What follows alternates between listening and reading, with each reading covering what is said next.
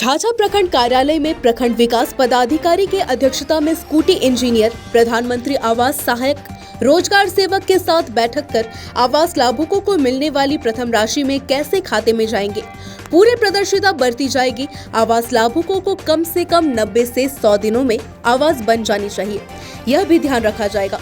आवास बनाने वाले मजदूरों को मनरेगा से समय पर मजदूरी मिल सके, इसका पूरी तरह ख्याल रखा जाएगा। लाभुकों को उसके खाते में ही रुपया जाएगा। लाभुक उस राशि को सिर्फ आवास बनाने में ही खर्च करेंगे, तीसरा काम कोई नहीं कर सके, इसलिए 100 दिन में आवास बनाने का लक्ष्य रखा गया।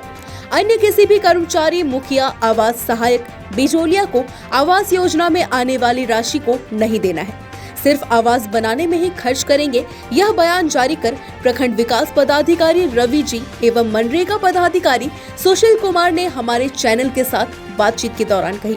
उन्होंने कहा कि यदि कोई ऐसा करता है तो उस पर ठोस कार्रवाई होगी एवं उन्होंने कहा मीडिया भी इस बात का प्रचारित करे कि आवास योजना में घुसने किसी को न दे। यदि कोई लाभुक वेंडर के द्वारा सहायता लेना चाहते हैं तो ले सकते हैं, उनकी अपनी मर्जी से। इस मौके पर सभी देशवासियों, झाझा वासियों को दुर्गा पूजा की अग्रिम बधाई। हम लोग बैठक कर रहे हैं कि 100 दिन के अंदर हम लोग को जो आवास हम लोग दे रहे हैं उसको पूर्ण कराना है, तो उसी को लेकर बैठक कर रहे हैं कि किस रणनीति से हम लोग काम करें कि 100 दिनों के अंदर हम लोग का आवास पूर्ण हो जाए। इसी में हम लोग मनरेगा से चूँकि 95 दिन का मजदूरी मिलता है और बाकी हम लोग का आवास से राशि जाती है, तो हम लोग ज्वाइंट मीटिंग कर रहे हैं कि इस दिशा में कैसे रणनीति अपनाई जाए कि 95 दिनों के अंदर मेरा मतलब 90 से 100 दिनों के अंदर हमारा आवास पूर्ण हो जाए।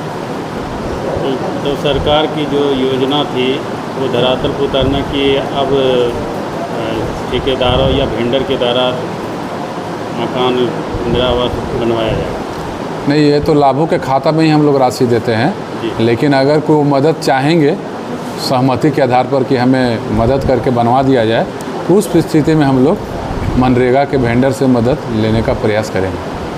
तो अभी तक कितने लोगों के लाभुकों को खाता में पेमेंट चला है?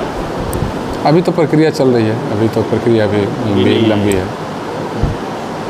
क्या प्रोग्राम? प्रखंड विकास पदाधिकारी महोदय और मेरे द्वारा सभी मनरेगा और आवास कर्मियों के साथ जो प्रधानमंत्री आवास पिछले दिनों सैंक्शन की गई है, महत्वाकांक्षी योजना है सरकार के, उसको 100 दिन के अंदर कैसे पूरा किया जाए त्वरित गति से। लाभुकों के खाते में राशि प्रथम किस्त डाल दी गई है, उनका समतुल्य मजदूरी का भुगतान उनको जल्दी हो। कोई टेक्निकल जो समस्या है उस समस्या को कैसे दूर किया जाए, इसी के लिए, इसी उद्देश्य से प्रखंड विकास पदाधिकारी महोदय ने ये बैठक आहूत की थी। उनके साथ बैठक हुई है सभी कर्मियों के साथ, और जो कुछ परेशानियां आ रही थी उसको आपस में हम लोग एक दूसरे से शेयर करके दूर कर रहे हैं और उम्मीद है कि जल्द ही लक्ष्य की प्राप्ति कर ली जाएगी। आवास लाभुक जिनको आवास मिलने वाली है उनसे क्या कहना चाहेंगे?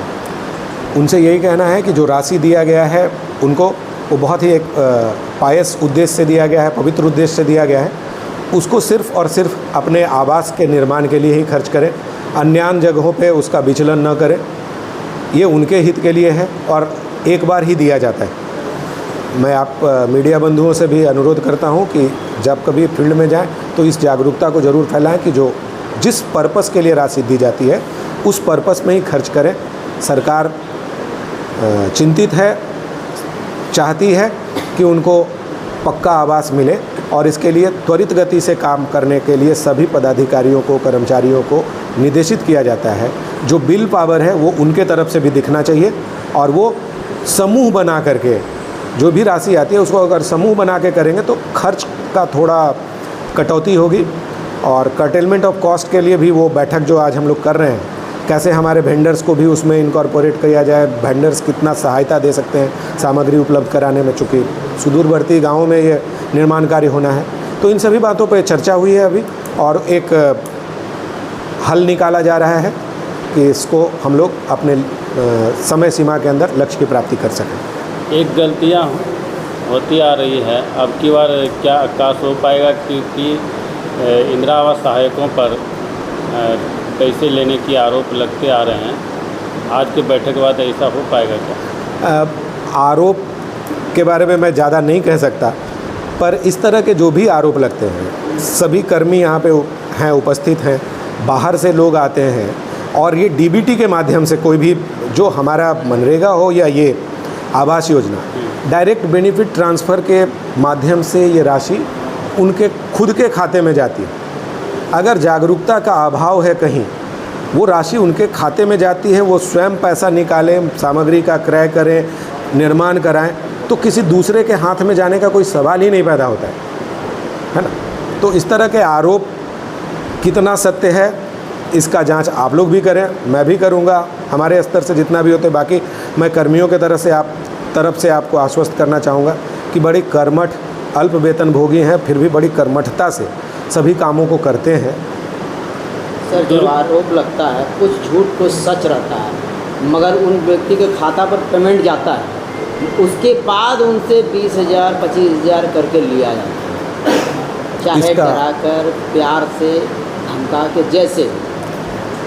इस पर रोक लगनी चाहिए। अगर ऐसी होती है कोई बात, मेरी जानकारी में ऐसी कोई बात नहीं है, पर ऐसी अगर कोई बात होती है तो उस पर त्वरित कार्रवाई होनी चाहिए और उसको कठोर दंड दिया जाना चाहिए। आपका कहने का मतलब है कि जो लाभुक है उन्हें जागरूक होना होगा, इन सारी चीज़ों के जानना होगा। बिल्कुल, आप मीडिया के माध्यम से भी करें, और बार बार जितने भी पदाधिकारी जाते हैं, मैं भी फील्ड में जाता हूं, तो सबको आप स्वयं भी गवा रहे हैं इसके कि जाते हैं और ये बात समझाते हैं कि खाते में डायरेक्ट पैसा आने का मतलब ही ये है कि वो राशि आप अपनी स्वेच्छा से खर्च करें, स्वेच्छा से जिस पर्पज़ के लिए मिला।